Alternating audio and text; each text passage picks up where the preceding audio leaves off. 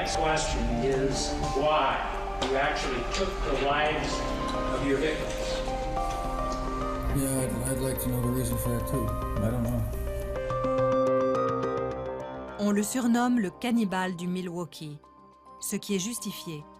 Jeffrey Dahmer prenait un plaisir sadique à torturer, puis à manger ses victimes. I injected him with another syringe full of that dilute hydrochloric acid, and that's what killed him. I wasn't trying to kill him, but that's what happened. Enfant dans les années 60, Dahmer se réfugie dans son monde. Son jeu préféré est de tuer de petits animaux, de leur retirer la peau et de nettoyer les os à l'acide.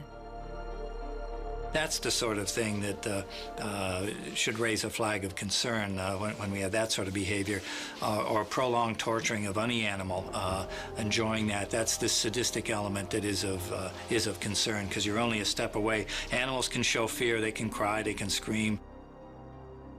Adolescent, Dahmer se met à boire. Il devient lunatique, introverti, asocial. Peu après la séparation de ses parents en 1978, il frappe pour la première fois. Il prend un adolescent de 19 ans en autostop et a des rapports avec lui. Puis, il lui fracasse le crâne avec un pied de biche. Dahmer traîne ensuite le corps dans un vide sanitaire, le démembre et stocke les morceaux dans des sacs en plastique. Some of it had to do with loneliness. He didn't want these people to leave, so he killed them to keep them around. I think that was sort of unique, perhaps, to Dahmer. Dahmer commence alors à hanter les bars gays de Milwaukee et de Chicago à la recherche de victimes. Ce sont toujours des hommes jeunes, noirs pour la plupart. Somehow the violence and sexuality got paired. Violence itself becomes eroticized, and that becomes the exciting part of it. Plus tard, Dahmer confiera naïvement ses méthodes dans une déposition à l'avocat Robert Slattery. C'est une vidéo inédite à la télévision. You would make offers to lure young men by offering them money. Sometimes, yes. And what you'd offer them money for is for the taking of pictures. Occasionally. You'd also offer them drinks.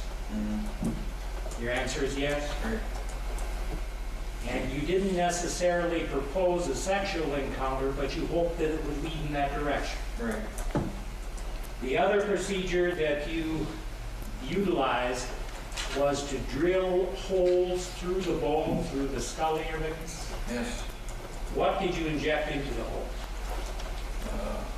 Sometimes hot water, sometimes a weak acid solution. What sort of acid? Hydrochloric. Now, what was the purpose of that drilling technique now?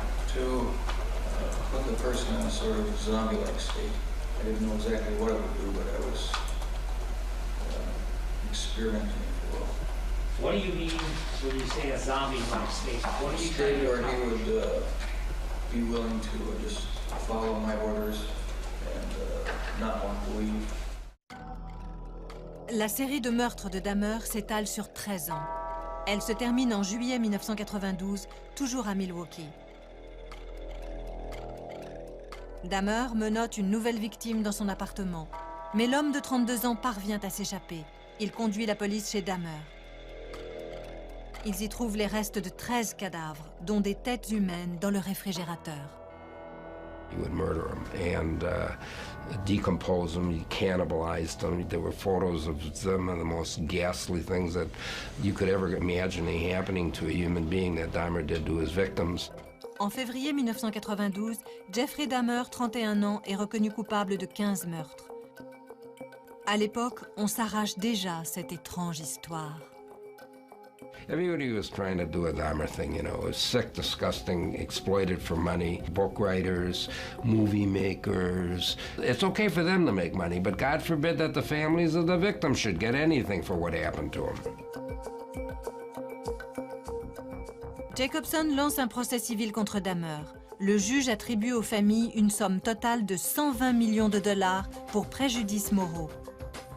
Mais d'où vient cet argent? Sûrement pas de la poche de Dahmer. We had actually, in LA, arranged with some writers, and how we were going to do it was that Jeffrey Dahmer would be interviewed face-to-face and filmed.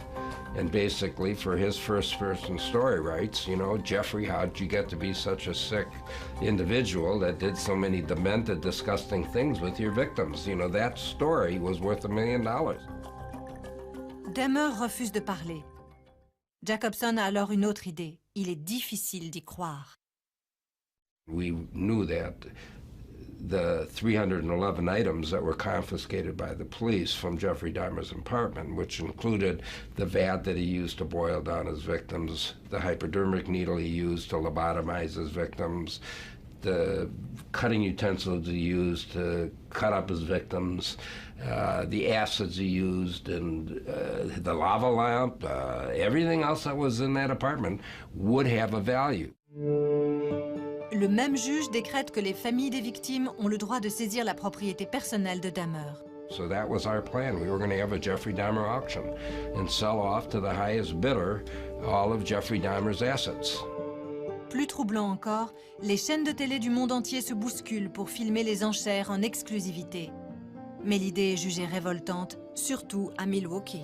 What ultimately happened there was that Joe Zober, who is a philanthropist, wealthy property owner in Milwaukee, did not want to see something like that happen. He did not want a Jeffrey Dahmer auction. He thought it would be terrible for the world, terrible for Milwaukee. He stepped up and ended up, through negotiations, paid us $430,000, which then was divided up amongst all of the victim families. My fee, of course, I gave to charity, and that's how that ended. Oui, mais la collection morbide est toujours là. Joe Zober finira par faire détruire les biens de Dahmer. Jeffrey Dahmer mourra en prison, battu à mort par l'un de ses co-détenus. Les criminologues s'accordent sur le fait que Dahmer a le profil de la plupart des tueurs en série, un homme blanc de moins de 35 ans.